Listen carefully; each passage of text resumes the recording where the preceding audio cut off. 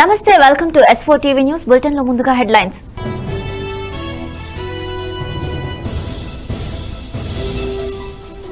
పంటల కొనుగోళ్లలో ఆర్బీకేలు క్రియాశీల పాత్ర పోషించాలి, మిల్లర్ల పాత్ర ఉండకూడదని సీఎం జగన్ స్పష్టీకరణ.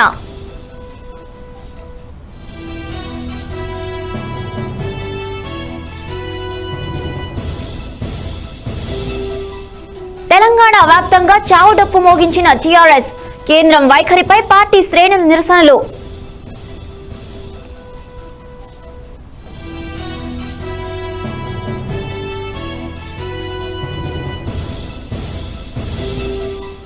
ఆంధ్రప్రదేశ్లో ఓటీఎస్ విధానంపై టీడీపీ నిరసనలు, పలుచోట్ల ప్రదర్శనలు చేసిన పార్టీ శ్రేణులు.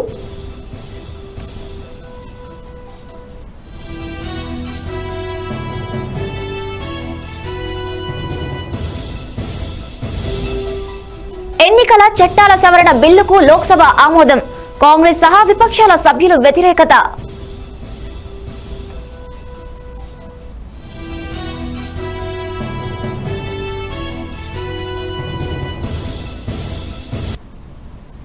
పంట కొనుగోళ్లలో ఆర్బీకేలు క్రియాశీల పాత్ర పోషించాలని ఏపీ సీఎం జగన్ సూచించారు. రైతులందరికీ మద్దతు ధర కల్పించడం ప్రభుత్వ లక్ష్యమన్నారు ఆయన. ధాన్యం, ఇతర పంటల కొనుగోళ్లపై సీఎం జగన్ సమీక్ష నిర్వహించారు.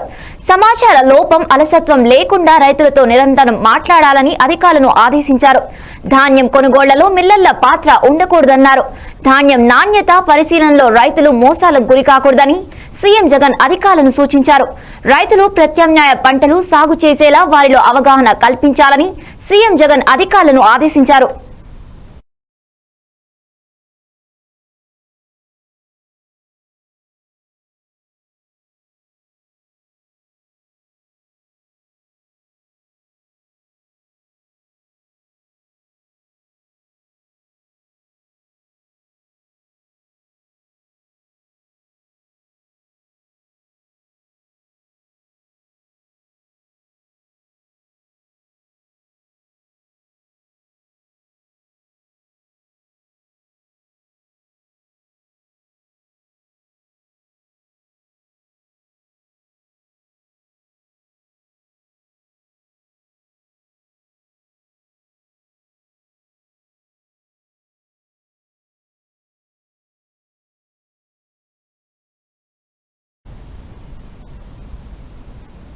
ఆరోగ్య సిద్దిపేట తయారీకి ప్రతి ఒక్కరూ సహకరించాలని మంత్రి హరీష్ రావు కోరారు. సిద్దిపేట గ్రామీణ మండలం బుస్సాపురంలో బయో సిఎన్జి ప్లాంట్ ను British deputy high commissioner doctor Andrew Fleming తో కలిసి ఆయన ప్రారంభించారు. తెలంగాణ ఉద్యమానికి సిద్దిపేట దిక్సూచిగా నిలిచినట్లే అభివృద్ధికి కూడా దిక్సూచిగా నిలపాలని ప్రజలను మంత్రి హరీష్ రావు విజ్ఞప్తి చేశారు. సిద్దిపేట పట్టణంలో 55,000 కిలోల చెత్త ఉత్పత్తి అవుతుందన్నారు. ప్రజా భాగస్వామ్యం, స్థానిక ప్రజా ప్రతినిధులు కృషితో స్వచ్ఛ పట్టణంగా సిద్దిపేట రూపుదిద్దుకుంటుందని ఆయన ఆశాభావం వ్యక్తం చేశారు. చెడు వాసనతో కూడినటువంటి పొగ గాలి ఎటు విసిరితే ఆ ప్రాంతంలో ఉండేటువంటి ఇళ్లల్లోకి ఆ పొగ వచ్చి ప్రజల ఆరోగ్యం దెబ్బతినేటువంటి పరిస్థితి ఉండేది. ఎటు చూసినా చెత్త కుప్పలు, చెత్త కుండీలు. ఆ చెత్త కుండీల్లో ఇళ్లల్లో నుండి చెత్త తెచ్చిపోస్తే సగం కుండీలో సగం కింద. చెత్త పోయేగానే పరిగెత్తుకొచ్చే పందులు, దాని వెనుకనే వచ్చే కుక్కలు, రెండిటి కొట్లాట. అవి మీద పడతాయేమో అని మనం సగం కింద సగం మీద పోసి ఇంట్లో కురుకుడు. ఇది ఒకనాడు మన పరిస్థితి. ఇవాళ చెత్త కుండీలు లేని పట్టణంగా మార్చినాం. చెత్తను అంటుబెట్టకుండా అసలు ఎక్కడ ఏ మూలలు చూసినా చెత్త లేకుండా ఈ పట్టణాన్ని మార్చగలిగినాం. తడి చెత్త పొడి చెత్తగా మార్చగలిగినాం.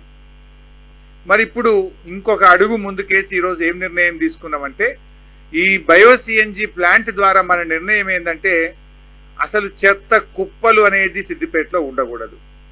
సిద్దిపేట చెత్త అంతా తెచ్చి ఇంతకుముందు మనం బుస్సాపూర్లో పోసినాం కుప్పలు కుప్పలుగా. మరి ఈ కుప్పలు ఉండాలన్నా ఇట్లే. మరి ఎంత కుప్ప పోస్తాం? రోజుకు మనకు దాదాపు 40 టన్నుల 55 టన్నుల చెత్త వస్తుంది సిద్దిపేటలో. అంటే 55,000 కిలోల చెత్త. రోజు 55,000 కిలోల చెత్త తెచ్చి పోస్తే ఓ 5-10 ఏళ్ళ వరకు ఇది నిండిపోతుంది. మళ్ళీ పోయాలి. పోసుకుంటూ పోతే అది అయ్యే పనా? మన ఇంటి చెత్త మనకే భారం అయితే మొత్తం పట్టణం చెత్త అంతా తెచ్చి బుస్సాపూర్లో వస్తే బుస్సాపూర్కి ఎంత భారం, ఈ భూమికి ఎంత భారమో ఒక్కసారి మనం ఆలోచించాలనా వద్దా? ఆచార్య ఎన్జీ రంగా విశ్వవిద్యాలయం మరియు వ్యవసాయ శాఖ ఆధ్వర్యంలో రేకులకుంటలోని వ్యవసాయ పరిశోధన స్థానంలో ఏర్పాటు చేసిన కిసాన్ మేళా కార్యక్రమం జరిగింది. ఈ కార్యక్రమంలో రాష్ట్ర రోడ్ల భవనాల శాఖ మార్చులు Malagundla Shankar Narayana, Singanamala MLA Jonnalagadda Padmavathi, ZP chairman Boya Girijamma, శాసన మండలి విప్ వెన్నపూస గోపాల్ రెడ్డి, జిల్లా వ్యవసాయ సలహా మండలి చైర్మన్ టి రాజశేఖర్ రెడ్డి, వ్యవసాయ మిషన్ సభ్యులు వైవి మల్లారెడ్డి, బోయ నరేంద్రబాబు, అధికారులు తదితరులు పాల్గొన్నారు. ఈరోజు మానవాళికి సంబంధించినటువంటి జబ్బులు కానివ్వండి, రోగాలు కానివ్వండి, వారి మానసిక స్థితి కానివ్వండి, వారికి అవసరమైనటువంటి మానవాళి యొక్క జీవన ప్రమాణాలు పెంచే విధంగా, మానవాళి యొక్క జీవన విధానంలో మార్పు తీసుకొచ్చే విధంగా ఏవైతే పంటలు మానవాళి జీవన విధానాన్ని, జీవన శైలిని, జీవన ప్రమాణాన్ని పెంచగలుగుతాయో ఆ పంటలపైన, మరి అలాగే ఆ పంటలు సాగు చేయడంలో ఉన్నటువంటి లాభాలపైన, ఈ ఆధునిక ప్రపంచంలో రైతాంగం తీసుకోవాల్సినటువంటి జాగ్రత్తలపైన, మరి మొట్టమొదటి నుంచి కూడా ప్రభుత్వం ఏర్పడినప్పటి నుంచి కూడా గౌరవ ముఖ్యమంత్రి జగన్మోహన్ రెడ్డి గారు వ్యవసాయం పైన, వ్యవసాయం ఆధారిత పరిశ్రమలు, వ్యవసాయ ఆధారిత శాఖలు ఏవైతే ఉన్నాయో వాటన్నింటిపైన కూడా ప్రత్యేకమైనటువంటి దృష్టి పెట్టడం, మరి వాటన్నిటి యొక్క పనితనాన్ని, వాటిని ప్రజలకు దగ్గర చేయడం కోసం ఈరోజు రేకలకుంట వ్యవసాయ పరిశోధన శాఖ వారు ఏర్పాటు చేసినటువంటి ఈ కిసాన్ మేళా ఉపయోగపడుతుందని నేను భావిస్తున్నాను. ఈరోజు మీరు తీసుకుంటే గౌరవ ముఖ్యమంత్రి జగన్మోహన్ రెడ్డి గారు పదవి చేపట్టిన తర్వాత మరి ఈ రాష్ట్రంలో రైతాంగం పడుతున్నటువంటి ఇబ్బందులు, మరి ఏవైతే గత ప్రభుత్వాలు రైతులకు చెల్లించాల్సినటువంటి బకాయిలు ఏవైతే ఉన్నాయో అవన్నీ కూడా చెల్లిస్తూ మరి ఆధునిక పద్ధతుల్లో వ్యవసాయం చేయడం కోసం, మరి రైతాంగం పంట పండించినటువంటి రైతాంగం యొక్క వారి పంటలకు సరైనటువంటి మద్దతు ధర, గిట్టుబాటు ధర లభించడం కోసం, వారికి మరింత ప్రయోజనం చేకూర్చేలాగా, మరి ఉదాహరణకు తీసుకుంటే ఉద్యానవన పంటలు పెంపు చేయడం కోసం కానివ్వండి, అలాగే ప్రతి పార్లమెంటు నియోజకవర్గ కేంద్రంలో కూడా ఫుడ్ ప్రాసెసింగ్ యూనిట్లు ఏర్పాటు చేయడం కోసం, అలాగే ప్రతి నియోజకవర్గంలో కూడా మరి శీతల గిడ్డంగులు ఏర్పాటు చేయడం కోసం, అలాగే ప్రతి నియోజకవర్గ కేంద్రంలో కూడా ఒక ఇంటిగ్రేటెడ్ ల్యాబ్ ఏర్పాటు చేయడం, అగ్రికల్చర్కి సంబంధించి అలైడ్ ఇండస్ట్రీస్ ఏవైతే ఉన్నాయో వాటన్నిటికి సంబంధించి ఒక ఇంటిగ్రేటెడ్ ల్యాబ్ ఏర్పాటు చేయడం, ఇవన్నీ కూడా రైతుల సంక్షేమానికి ఈ ప్రభుత్వం చేస్తున్నటువంటి ఒక కొన్ని ప్రతీకలు. మరి జగన్మోహన్ రెడ్డి గారు రైతాంగం పడుతున్నటువంటి బాధలన్నీ దృష్టిలో ఉంచుకొని వారికి గిట్టుబాటు ధర కల్పించాలని, మరి మీరే చూశారు మొన్న కరోనా ఫస్ట్ వేవ్ కానీ సెకండ్ వేవ్లో మరి రైతాంగం పండించిన పంటలు ఏవైతే మన అనంతపురం జిల్లాలో మరి ఏవైతే ఉద్యానవన పంటలు ఎక్కువగా ఉన్నాయి, ఈ ఉద్యానవన పంటలకు సంబంధించి గిట్టుబాటు ధర లేకపోతే మరి వాటికి గిట్టుబాటు ధర కల్పించడం కోసం మరి వేల కోట్ల రూపాయలు ఖర్చు చేస్తున్న పైన మరి మన జిల్లాలోనే కాదు రాష్ట్రం అంతా కూడా మరి రైతాంగం మరి మొక్కజొన్న కానీ, వరిధాన్యం కానీ, అలాగే అరటి కానీ, బొప్పాయి కానీ, చీనీ కానీ. రాప్తాడు నియోజకవర్గం ఆత్మకూరు మండలంలో టీడీపీ రాష్ట్ర పార్టీ పిలుపు మేరకు నియోజకవర్గం ఇన్ఛార్జ్ పరిటాల సునీతమ్మ, పరిటాల శ్రీరామ్ ఆదేశాలతో ఈరోజు ఆత్మకూరులోని సహకార బ్యాంక్ నుంచి ఎంపీడీఓ కార్యాలయం వరకు ఓటీఎస్ పథకంకు వ్యతిరేకంగా ర్యాలీ నిర్వహించారు.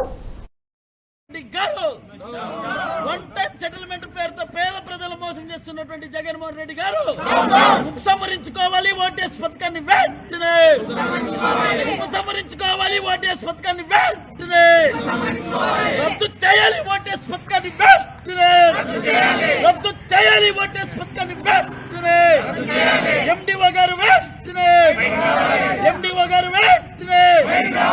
ఓటీఎస్ పథకాన్ని వెంటనే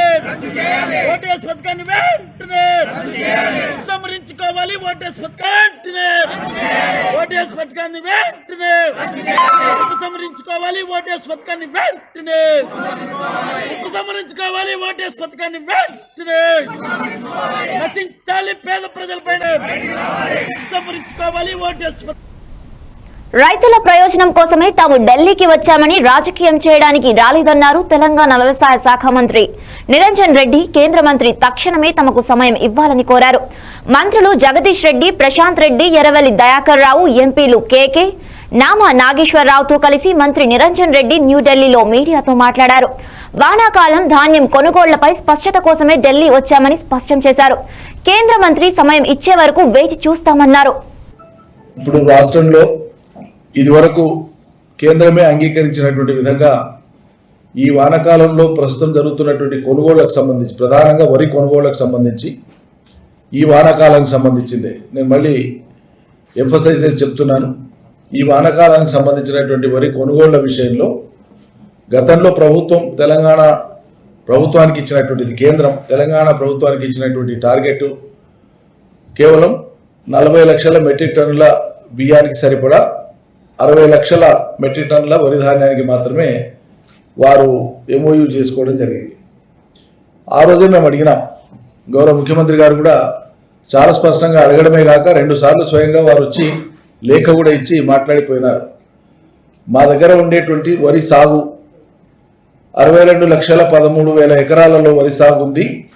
కాబట్టి మీరు ఇచ్చినటువంటి టార్గెట్ చాలా స్వల్పమైనటువంటిది, ఈ టార్గెట్ను పెంచాలి అని చెప్పి కోరడం జరిగింది.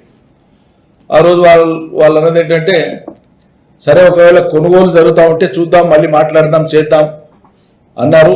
ఆ తదుపరి వారు పార్లమెంట్లో కూడా మాట్లాడుతూ ఆ తదుపరి జరిగినటువంటి అనేక పరిణామాల తర్వాత కూడా మేము కొంటాం రారైస్ ఇబ్బంది ఏం లేదనేటువంటి మాట పార్లమెంట్లో ప్రకటించినారు. విషయం ఏంటంటే ఓటీఎస్ ను రద్దు చేయాలని, నిరుపేదలకు ఉచితంగా రిజిస్ట్రేషన్ చేయాలని కోరుతూ చిత్తూరు జిల్లా కుప్పం ఎంపీడీఓ మున్సిపాలిటీ కార్యాలయాల ఎదుట టీడీపీ నాయకులు నిరసన చేపట్టారు. ప్రభుత్వం పేదలకు నిలువు దోపిడీ చేస్తున్న ఓటీఎస్ ను వెంటనే రద్దు చేయాలని నియోజకవర్గ ఇన్ఛార్జ్ మునిరత్నం డిమాండ్ చేశారు. ఎంపీడీఓ మున్సిపల్ కమిషనర్ చిట్టిబాబుకు వినతి పత్రం అందించారు. ఈ నిరసన కార్యక్రమంలో కార్యదర్శి మనోహర్, మున్సిపాలిటీ ఇన్ఛార్జ్ రాజ్ కుమార్, గోపీనాథ్, నాయకులు, కార్యకర్తలు పాల్గొన్నారు.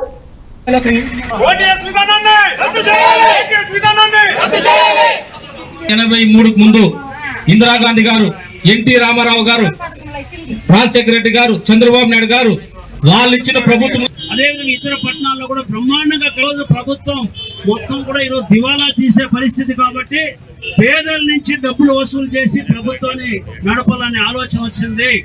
పేదవాళ్ళ ఇంట్లో బాగా మీరు క్లారిటీ ఇవ్వండి.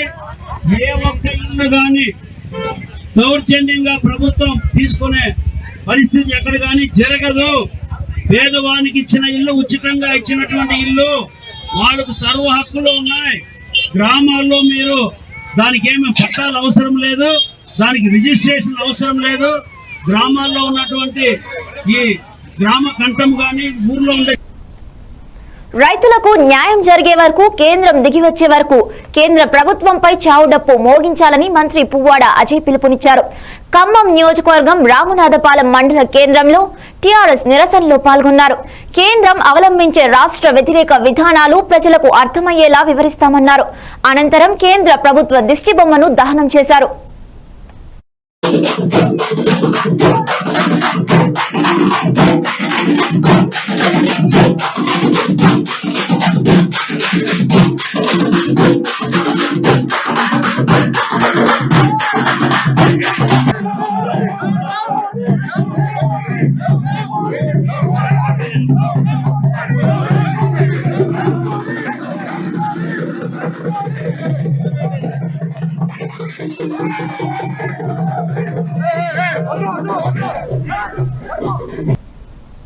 కేంద్ర ప్రభుత్వం తెలంగాణలో వరి ధాన్యం కొనుగోళ్లకు చేతులెత్తేసిందంటూ కేంద్ర ప్రభుత్వం వైఖరిని ఎండగడుతూ రాష్ట్ర వ్యాప్తంగా టీఆర్ఎస్ నిరసనలు చేపట్టింది.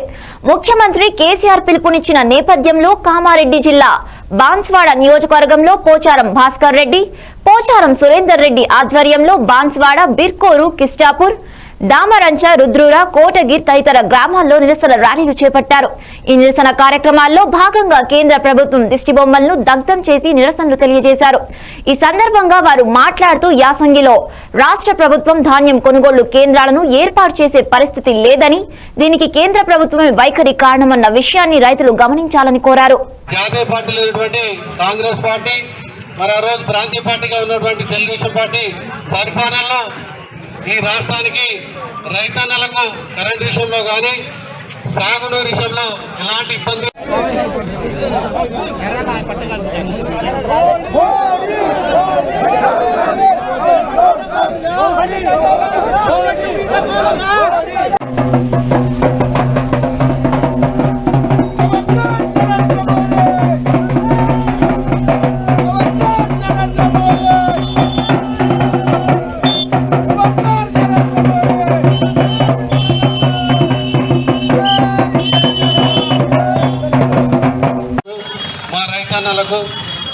పత్రికా విలేకరులకు, మీడియా మిత్రులకు ఈ కార్యక్రమాన్ని వారి భుజ స్కంధాలపై వేసుకుని ఉదయం నుండి అంజరావు గారు, కుంతల రాజు గారు, రగ్గారు, ఇంకా మిగతా వారందరూ కూడా కోఆప్షన్ మెంబర్ ఆరిఫ్ గారు ఈ కార్యక్రమాన్ని సక్సెస్ చేసినందుకు నేను వారికి ధన్యవాదాలు తెలియజేస్తూ, ఈరోజు మనం చూస్తా ఉన్నాం ప్రధాని మోదీ నాయకత్వంలో ఆరోగ్య సంరక్షణ కార్యకర్తల కృషితో 88% ప్రజలకు కోవిడ్ వ్యాక్సిన్ మొదటి డోస్ ఇచ్చినట్లు కేంద్ర ఆరోగ్య మంత్రి మన్సుఖ్ మాండవియా తెలిపారు. అలాగే 58% మంది రెండవ డోస్ ను కూడా తీసుకున్నట్లు చెప్పారు. దేశంలో అత్యధిక జనాభా కరోనా టీకాలు పొందారని రాజ్యసభకు వెల్లడించారు. నెలకు 31 కోట్ల డోసులు వ్యాక్సిన్ ఉత్పత్తి సామర్థ్యాన్ని దేశం చేరిందన్నారు. రాబోయే 2 నెలల్లో నెలకు 45 కోట్ల డోసుల ఉత్పత్తిని సామర్థ్యానికి చేరుకుంటామని రాజ్యసభలో వెల్లడించారు. कोरोना वॉरियर और हमारे हेल्थ वर्कर को प्रोत्साहित किया। उसके अलावा भी देश में जब लॉकडाउन था तब गरीब कल्याण पैकेज के माध्यम से कोई गरीब को भूखे सोने की नौबत ना आए, इसके लिए गरीब कल्याण कोविड पैकेज के माध्यम से मुफ्त अनाज देने का भी काम किया। उसको ट्रांसपोर्टेशन के लिए स्पेशल ट्रेन भी चलाई। विदेश में हमारे देश के नागरिक फंसे थे, उसको लाने के लिए भी व्यवस्था की। उसकी सराहना नहीं केवल भारत में लेकिन सारे विश्व में हो रही है, ये हमारी एक उपलब्धि है। कोविड क्राइसिस के दरमियान भारत ने जो एफर्ट किया और भारत ने जो माननीय मोदी जी के नेतृत्व में एक्शन लिया, ये एक्शन के मुताबिक हमने कंटेनमेंट जोन बनाए। कंटेनमेंट जोन से हम कोविड को फैलाते हुए रोकने में सक्सेस रहे। कोविड जब पेंडेमिक चल रहा था और फर्स्ट और सेकंड वेव के दरमियान सेकंड वेव जब स्पीड से सर्ज हो रहा था और देश में तुरंत ही एकदम मेडिसिन की रिक्वायरमेंट हुई, ऑक्सीजन की रिक्वायरमेंट हुई और जो भी उस वक्त बेड की रिक्वायरमेंट हुई, वेंटिलेटर की रिक्वायरमेंट हुई, सेंट्रल गवर्नमेंट की ओर से मोदी जी ने बार बार रिव्यू लिया, बार बार वहीवटी तंत्र को मार्गदर्शन दिया और नंबर ऑफ टाइप के एक्सपर्ट ग्रुप बनाए गए और तुरंत ही रिस्पॉन्स किया। इसका एक अच्छा नतीजा मिला और आज हम जब विश्व में जाते हैं और विश्व में जब इंडिया में कोविड क्राइसिस के बारे में डिस्कशन होता है तो इंडिया ने जिस तरह से రాచకొండ కమిషనరేట్ పరిధి కీసర పోలీస్ స్టేషన్ పరిధిలో గుట్టు చప్పుడు కాకుండా యాద్కర్పల్లిలో ఉన్న ఓ రిసార్ట్ లో పేకాట ఆడుతున్న జవహర్ నగర్ కు చెందిన 3 కార్పొరేటర్ల భర్తలను పక్కా సమాచారంతో రైడింగ్ చేసి ఎస్ఓటీ పోలీసులు అరెస్ట్ చేశారు. రాత్రి 1 గంట ప్రాంతంలో మాకు ఎస్ఓటీ పోలీసులు, మల్కాజ్గిరి ఎస్ఓటీ, తర్వాత కీసర పోలీసుల ఆధ్వర్యంలో యాద్గర్పల్లిలో ఉన్న రస్టిక్ ఓగ్ అని చెప్పేసి ఒక చిన్న రిసార్ట్ ఉంది. ఆ రిసార్ట్ మీద పేకాట ఆడుతున్నారు అన్న సమాచారం మీద అక్కడ రైడ్ చేయడం జరిగింది. అక్కడ మొత్తం ఒక 7 వ్యక్తుల్ని అదుపులోకి తీసుకున్నాము. వీరు ఒక జవహర్ నగర్ సంబంధించిన తర్వాత ఈ రస్టిక్ ఓగ్ సంబంధించిన సూపర్వైజర్ని కూడా దీంతో గేమింగ్ యాక్ట్ మీద వాళ్ళ దగ్గర సీజ్ చేయడం జరిగింది. 65,610 రూపాయల క్యాష్, తర్వాత ఒక 5 మొబైల్స్, తర్వాత ఈ ప్లేయింగ్ కార్డ్స్ ఏదైతే ఉన్నాయో ఇవన్నీ కూడా సెట్స్ అవన్నీ కూడా సీజ్ చేసినాము. వీళ్ళందరి మీద కూడా తెలంగాణ స్టేట్ గేమింగ్ యాక్ట్ కింద సెక్షన్ 3, 4, 5 కింద వాళ్ళ మీద కేసులు నమోదు చేసి అదుపులోకి తీసుకోవడం జరిగింది. సో ఈ 7 వ్యక్తులు మనోహర్ రెడ్డి, తర్వాత మారగొండి వెంకటేష్ గౌడ్, బల్లి శ్రీనివాస్, గుర్కా రమేష్, అందే సురేష్. మల్కాజ్గిరి చౌరస్తాలో డ్రంక్ అండ్ డ్రైవ్ కార్యక్రమం నిర్వహించిన మల్కాజ్గిరి ట్రాఫిక్ పోలీసులు ఈ డ్రైవ్ లో 15 మంది మందుబాబులను గుర్తించి వారిపై కేసు నమోదు చేశారు. ఇందులో 14 మంది ద్విచక్ర వాహనదారులు, ఒక ఆటో డ్రైవర్ గా గుర్తించారు. ప్రజలు తాగి రోడ్లపైకి రావద్దని, ప్రస్తుతం కరోనా వ్యాప్తి తీవ్రతను దృష్టిలో ఉంచుకొని ప్రతి ఒక్కరూ మాస్కులు ధరించాలని ఇన్స్పెక్టర్ సుధీర్ కృష్ణ కోరారు. ఈ కార్యక్రమంలో inspector Nagireddy, SI Teja Naik, S Ravikumar మరియు 30 మంది పోలీస్ సిబ్బంది పాల్గొన్నారు.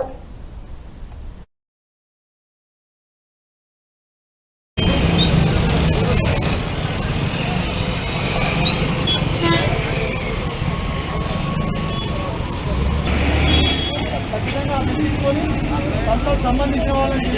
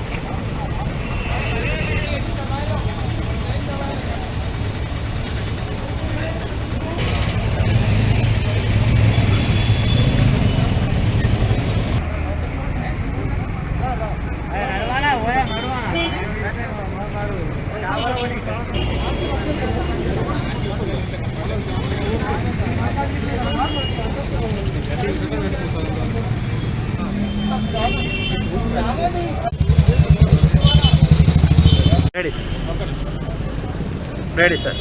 ఈరోజు మల్కాజ్గిరిలో డ్రంక్ అండ్ డ్రైవ్ నిర్వహించడం జరిగినది.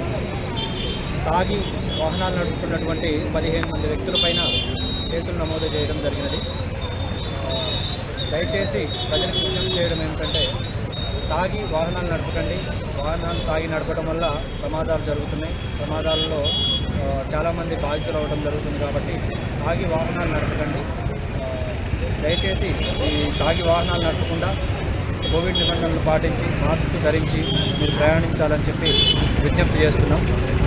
ఈరోజు ఈ మల్కాజ్గిరి మిర్జాలగూడ రోడ్లో డ్రంక్ అండ్ డ్రైవ్ నిర్వహించడం జరిగింది.